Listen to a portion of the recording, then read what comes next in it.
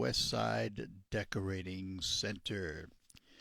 And a good morning to you on this Tuesday morning. Nice to have you with us here on the Art Lewis Show. Later on, after the 10 o'clock news, Steve Meyer, who runs the Saginaw YMCA, will be with us to talk about membership and some other items going on at the Y.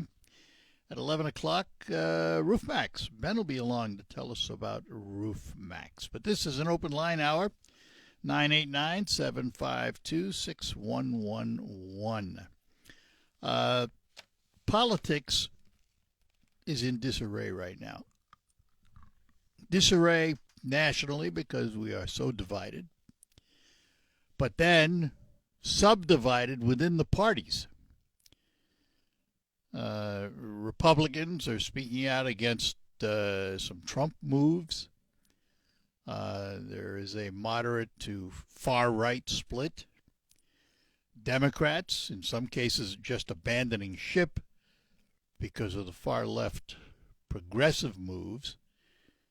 And this is a real time of political turmoil, which goes back to what I've said many times. When you have this much turmoil and this much dissension, it's ripe for something new. Will we see, for example, could we possibly see moderate Democrats and Republicans who are used to talking to each other and used to, when it happens, sit down and actually come up with good policies for the American people? Could we see a third party? And who would be the leader? Now, I've said for a third party to succeed, in my humble opinion, that's all it is, that it would have to be a charismatic leader. You think back to the days of Ross Perot. Was he a charismatic leader? Well, in a way he was, because he was a caricature. He was a character. In some ways he was almost a cartoon character. But he caught the imagination of the American public because of it, because he was unique. And he had a unique way of delivering his messages. You'll remember the pie charts and his famous lines like NAFTA, the big sucking sound you hear will be all the jobs going to Mexico. And unfortunately, he was right. And he'd actually reached a point in that campaign when he was doing fairly well. Polls were showing him at 30, 33, 34% of the vote, potential vote. And then, for various reasons, he shot himself in the foot and campaign fell apart. He got in, he got out, he got in. But again, he had that certain spark to him. Barack Obama, in my opinion, was elected president because of his charisma, his ability to deliver a fabulous speech, and he just had that it factor, which there are people in the entertainment industry that have that it factor that propels them above all else. And Obama had that. I'm not talking about his politics now. It doesn't matter whether you agree with his politics or disagree with his politics. I'm talking about the person and how he came across to the voting public. And it all happened 4 years prior to his election as president, when he gave a speech at the Democratic National Convention, and it put him on the map. Well, is there someone in this country who has the wherewithal, the personality, and the intelligence? Let's not forget, we want somebody who knows what they're doing to lead us into a third-party world. Now, I don't know who that individual is. And to be honest, I haven't given it a lot of thought as to who I would want to see lead that third party. But it's worth contemplating. At this day and age, it is worth contemplating. Democrats within their party are in worse shape. You know, it's funny. Democrats are in their best shape and their worst shape at the same time. Now, what do I mean by that? Well, I mean we're coming into midterm elections. Typically, the party in power loses a little in the midterm elections. You know, is it possible, for example, that the Republicans might lose the House but keep the Senate? Or they might lose both. It's possible. Because we vote with our pocketbooks, and right now our pocketbooks aren't feeling too good. At the same time that's good news for Democrats, they're tearing themselves apart. And Democrats are fleeing the party. There are Democrats who are announcing that they will no longer be Democrats because of the rise of socialism, what they see as socialism to the far left of their party, and anti-Semitism and all of those things that typically moderates won't stand still for. And this notion, if you remember the late Rush Limbaugh saying there was no such thing as a moderate, you had one side or the other. It's one of the few times I thought Rush was totally wrong. Now, he was pushing a conservative agenda, which was fine. That's what he did. And trying to get us to believe that all of America is conservative, which it isn't. I believe, and this is my personal opinion, and that's what the show is, opinion, that the far left and the far right make all the noise, generate most of the news when you think about it. And most of us don't live there. Most everybody I know may have conservative tendencies when it comes to finances, for example, but may be a little bit more liberal when it comes to social tendencies, or vice versa, or any combination thereof. Well, that to me is a moderate. Someone who thinks for themselves, votes for the best candidate they believe will do the best job for them, regardless of party. But we've become so entrenched in this two-party system. It's all about the parties now. You know, and I heard Bernie Sanders say of, who was he talking about? Oh, Carville has come out and had some things to say about the real far, far left push. And Sanders said, well, if Carville doesn't want to be a member of my party, he can go form his own. Somebody's going to take him up on that one of these days, and we're going to have a third party. And it'll encompass the best ideas from the right and the left. I hope I'm around long enough to see it. Don't know if I will be. Because at my age, I mean, you know, you get in your 80s, you start to look at things a little differently. You don't measure things in long distance. But I'd sure like to see it. Don't know if it's going to happen. It's all speculation on my part. But I just see so much dissension right now in both sides that I believe something's going to happen. Don't know what, don't know when, don't know who.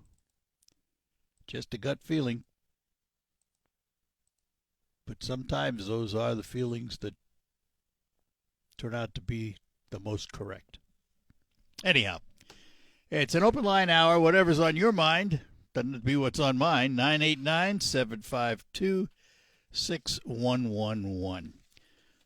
When you're driving, you'll notice a lot of orange barrels around, and I hope a lot of those orange barrels are fixing potholes.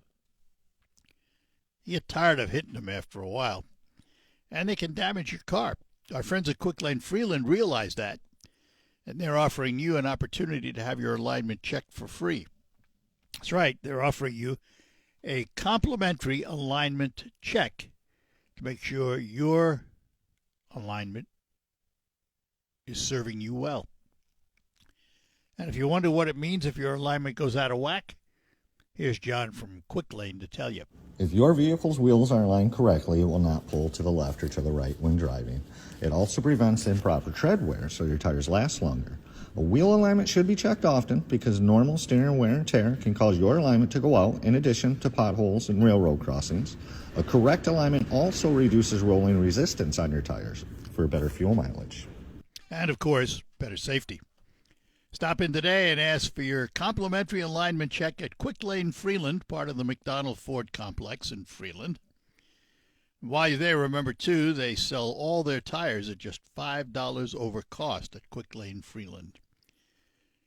And also, while you're there, why don't you take a look at all the new Ford product and the pre-owned lot at McDonald Ford. Wonderful vehicles fitting all price ranges and all budgets. Stop in today, Quick Lane Freeland and McDonald Ford. Remember those two names because they're here to help you with all your automotive needs during 2026 and beyond. Get ready to bring home the... All right, we're back with you on an open phone hour, 989-752-6111. We say good morning to Carl. Good morning. Good morning, Art. After the 24 election, when Trump won and Harris lost, there was a lot of criticism of the Democratic Party that their message was only anti-Trump. Exactly. They didn't talk about what they were going to do, what they were for. Correct. They were only against Trump. Yes. Yeah. Okay. What I'm hearing today is the Republican Party being completely against, democratic socialists and, these people that are way out there, and it's all anti this, and they're a jihadist and they're a communist. I hear a lot of negative messaging from the Republicans, but I don't hear a lot of what are the Republicans going to do. Well, I'll tell you what. In some ways, I agree with you that the messaging needs to be more on what you can do, but you have to remember, right now, the Republicans, whether they like to believe it or not, are in a tenuous position because they told us what they were going to do, and they haven't been able to do it. Everybody, think about this now. You can't name too many candidates who don't say this. Everybody that comes to office, we're going to lower prices, we're going to do this, we're going to do that. Both parties, doesn't matter. And the prices keep going up. And then we, and in Trump's case, well, we're not going to get in wars, and here we are sitting in a war. So, I mean, there's probably a reason they're doing what they're doing. Whether it's going to get them elected or not, that's a whole other story. It's unfortunate that this is what politics has become. And the fact that we have at least some people on the far left that would choose to destroy the Constitution of this country is fair game. These people are fair game, and even some folks within the Democratic Party are saying so. So I just I would argue there's people in the Republican Party that are fair game. Oh, there are. There always are, and they always have been. There always are. Yeah. And that includes, by the way, right now, that includes the president, because there are a number of Republicans coming out against some of the stuff he's done. Like, for example, this new edict on vaccines. There have been a number of Republicans spoke out against it. And that was going to be my next point. Yeah, well, all politicians are fair game in my world. That's beside the point. But the reality is that's what politics has become. You can't say it's favorable to one side or the other because they both do it. They both have factions that are subject to it, and they both say things that they don't follow through on. That's politics today, unfortunately. You mentioned Trump gave this executive order yesterday about vaccines, that he wants to split up the MMR vaccine. I totally disagree with and it. Yes, well, and he was asked, well, where's the evidence? Where's the proof? And he said, well, people are saying. That was that's his reasoning for changing these recommendations, because not because of a study or science or medicine, because people are saying. Well, I got news that for was you. His reason. I don't think most doctors are going to follow it. I agree. Yeah, I agree. Well, so there you go. Yeah. I mean, that's what else is there about it? That's it. All right. All right. Good Thanks, enough. Art. Thanks. Take care. Bye-bye now. And let's talk to Dan in Bay City before we take a break here. Dan, good morning. Good morning. I haven't talked to you in a while. Glad to have you.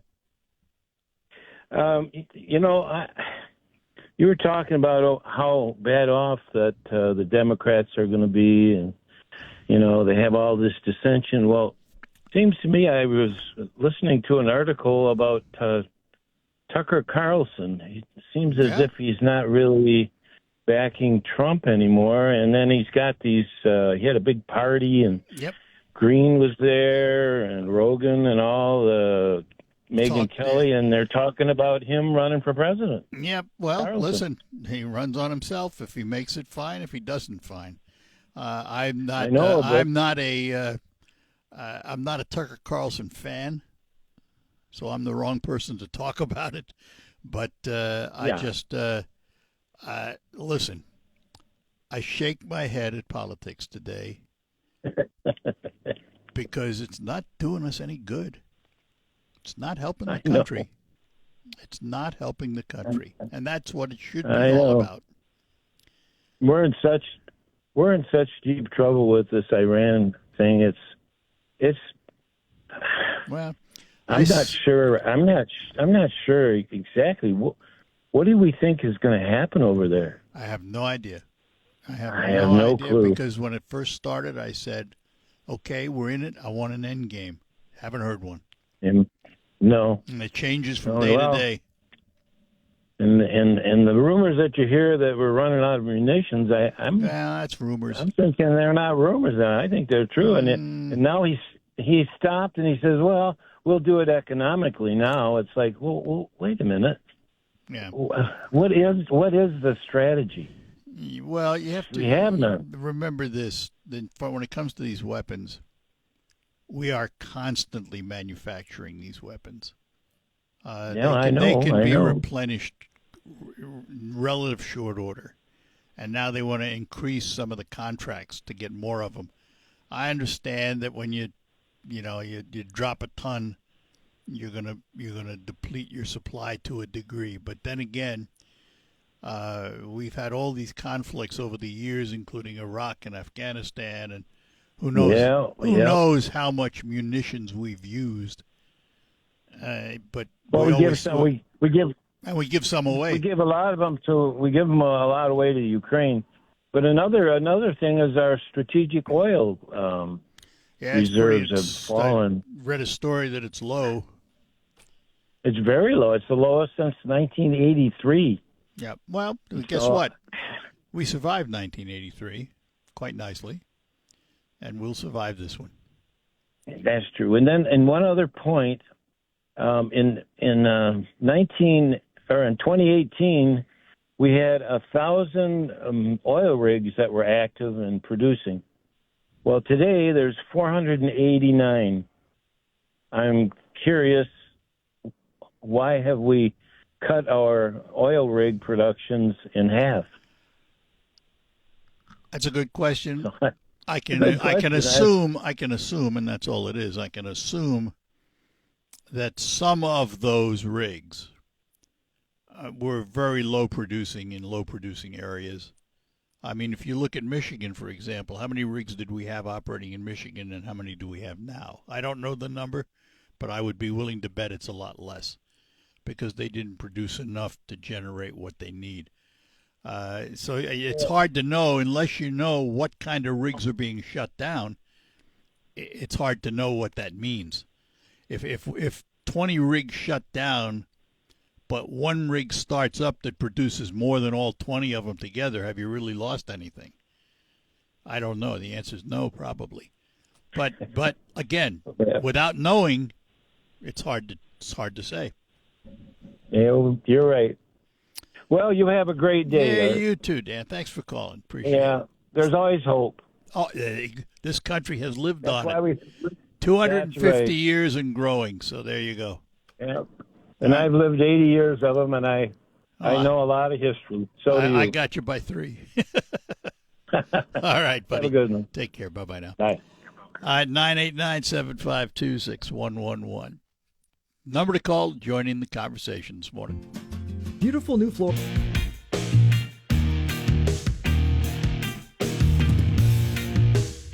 All right, we're back with you here on the Art Lewis Show, an open line hour, and we're going to talk to Joe in Saginaw. Joe, good morning. Good morning, Art. How are you today? Doing well. Hope you are. I'm going to change directions a little bit here. I'm calling to be happy about something. Let me change my seatbelt just a minute here. Go ahead. Well, the first thing I want to do is let your listeners know I'm dumber than the stump when it comes to cultural stuff. But I decided to try the Saginaw Symphony Orchestra 4 or 5 years ago. Yeah. And my understanding is that more than 200 orchestras have closed around America. I'm not sure the time frame, but in the recent past. Mm-hmm. Saginaw Symphony Orchestra had an 18% increase in attendance last year. And part of it is because of the change they've made in their repertoire. And I'm here to testify they've done a wonderful job. Last year they did Star Wars, where they actually played the music while they showed the film. Yep. And that had to be so difficult to do for the musicians and the conductor. Actually, there's it's not as hard as you think. There are, oh, really? No, there are click tracks and things they use, and it's designed to do exactly what it does. But I will say this. Fuad Fakari, in my view, is a master at programming. He's had some fabulous programs. I have to be honest. I was on the board of the symphony years ago, but I was never a huge symphony goer. And this past year, I went to 2 what we'll call classical concerts. In other words, not pops concerts. I went to the Rachmaninoff Third Piano Concert, and I went to the Ode to Joy, Beethoven's Ninth Concert. Yes. Mm-hmm. And I was enthralled. I mean, enthralled enough that I'm considering what I'm going to go this year. I'm going to go to some this year. And I love Fuari. I mean, I've known Fuari. I've known Fuad for all the time he's been here. I've even met him in New York and had lunch with him and things. But I just think he's a master, and he's just such a great personality and understands the audience. And that's the key. But, you got to think of this, Joe. And I don't know how many times I've said this on here. People are tired of hearing me saying it. If we assumed that the Great Lakes Bay region, Saginaw Bay, Midland counties, we'll leave Isabella out for now, is about 400,000 people. Point to any city of 400,000 in this country that has 2 symphony orchestras, multiple choral societies, multiple theater companies, multiple art museums, multiple everything culturally. We have it all here. And I'm not sure people realize it. And you're really touching on a good point, because I go to see Broadway shows every spring in New York, your hometown. Mm-hmm. And I just came back from Jekyll and Hyde in Bay City, Michigan, the Bay City Players. Oh, yeah. And of the 3 leads, 2 of them were trained in New York. The third one, I don't know where she got her training from, but she was really good. And that show, in my opinion, was as good as what I've seen in New York City. Oh, yeah. It was just a terrific production. And the other thing that maybe you're touching on that I'd like to support is, with your background, maybe you can help me out here. My understanding is that with all of these symphonies closing around the country, what we have is an immense pool of talent that is coming to a place like Saginaw, Michigan. So you've got a conductor here who will do a gig in Michigan and California. No, Texas. Or Michigan in Texas. Yeah. Texas. Yeah, the quality. Well, what I'm getting at is that they actually have to have more than one gig in order to practice their profession, and we're so lucky to have the talent that we have here. Yeah. People, Well, this year, here's the part that makes us, in some ways, unique.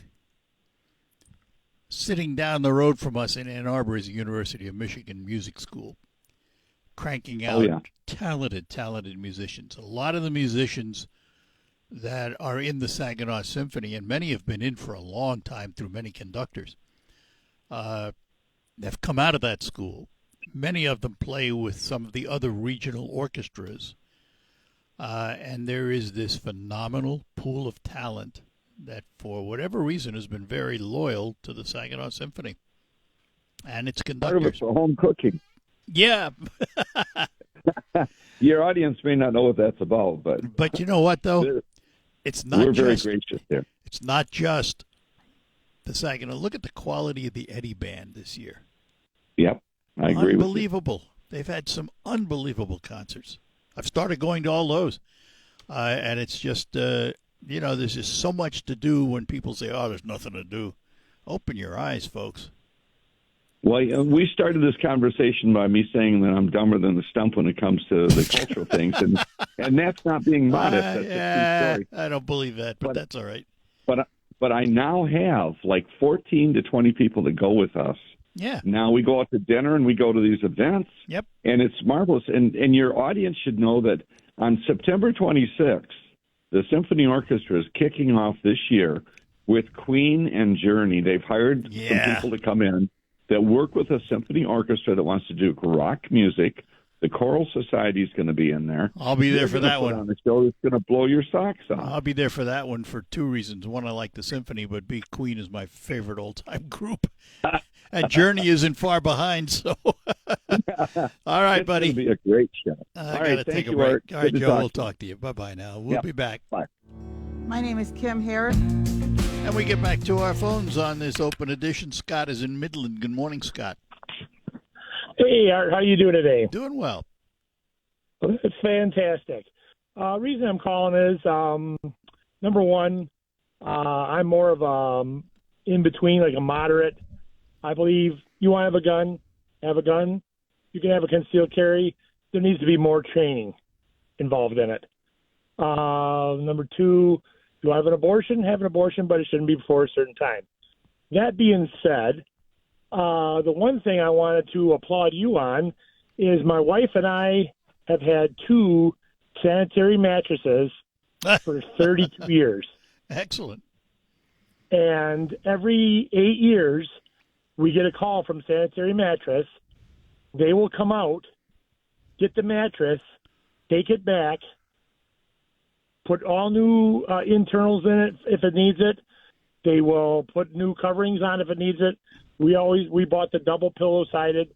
They can flip it, and it has a pillow top on both sides, and they do it for free. So how's your sleep? Oh my God! If I go to a hotel, I can't sleep. I almost have to sit in a recliner to sleep.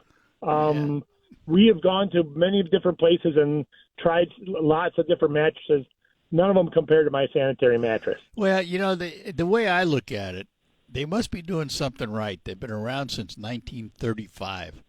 So I figure they must be doing something right, Yep, and my brother bought a boat, and it needed a new mattress up to the nose, and he took the old one there.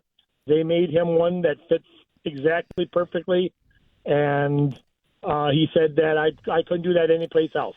I'm going to save this he said segment. It was better order one from the factory, and it would have been 10 times the amount of money. Yeah, I'm going to save this segment and send it to them. They'll be happy. Oh, God. The service, you can't beat the service. Yeah. No, I know. They're fantastic people. Yep. You go there. I you sleep need on one anything too, to- by the way, just so you know. Oh, I figured you probably did. But I mean, you go to a mattress store, you buy a mattress, and you say, "Oh, hey, the springs are starting to sag a little bit in the middle. Will you repair it for free?" They'll laugh at you. Yeah. They'll say, "No, we'll sell you a new mattress." But they'll come right out to your house, get the mattress, Right. take it, and let me tell you, their mattresses, our California King, that's probably a 100-pound or 150-pound mattress. Yeah. And they delivered it, They're set put it up together. and everything. All right. Oh yeah, Well, Scott, we Okay. appreciate it. you bet. Thanks for Thanks. advertising for him, buddy. You bet. Take care. Bye bye. Bye-bye now. And let's see, go to Bay City here and talk to Sean this morning. Good morning, Sean. Hey, good morning, Art. Little bit of history here for you regarding Christianity and also some of the major laws and bills that have been passed in the United States. Just to give a heads up out there to all you people, every single thing about race, about equal voting, all that stuff, all the good stuff was by Republicans, just to let you know. I mean, that's exactly why the party was formed, was to get rid of slavery. Democrats voted every single time against everything. They're the ones that came up with Jim Crow. So check out your history, folks. Check it all out. I don't know why you still vote for these people, but you are literally voting for the people that you say you don't like, which is weird or stupid, either one you want to call it. And then, do you know what the first order George Washington gave to his troops was? Or do you know what the first order he told them? No, what was it? Above and beyond anything, we're Christian men, and always be a Christian. I'm summing up here. But that was his main thing. Above everything else, that's who we are here. That's what he told them. There were preachers, pastors, whatever you want to call them, that was supposed to be with all the troops. And if you didn't have one in yours, it was mandatory that you went to one, right? Do you know that when you wanted to be in government, you had to proclaim back in the day that you were a Christian? That was before the Constitution passed? No, after. Well, that would be wrong then, because the Constitution No, freed us from religion. There's no separation of church and state in the whole Constitution.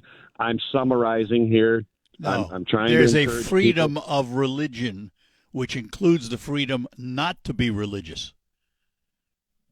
Right, but what they told you is you need to be then that would be a against Christian the and have values. Then that would be against Don't the believe me. Constitution. Look it up. No, it's not against the Constitution. No, It it's is not. if the government dictates to me Art, that I have to be I'm a not- Christian, that's Art, against the I Constitution. don't lie to you. I never lied to you. All right. I'm encouraging people to go out there and look up history. Okay. Because everything you think is wrong. All right. And Third thing, all right. Dr. Good enough. Fauci, have you noticed Yeah. Dr. Fauci?